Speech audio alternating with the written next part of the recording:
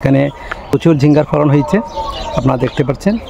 এটি হচ্ছে ঝিঙ্গা ক্ষেত, খুবই সুন্দর, খুবই বিশাল একটি এলাকা জুড়ে এই ঝিঙ্গা ক্ষেতের চাষ করা হয়েছে।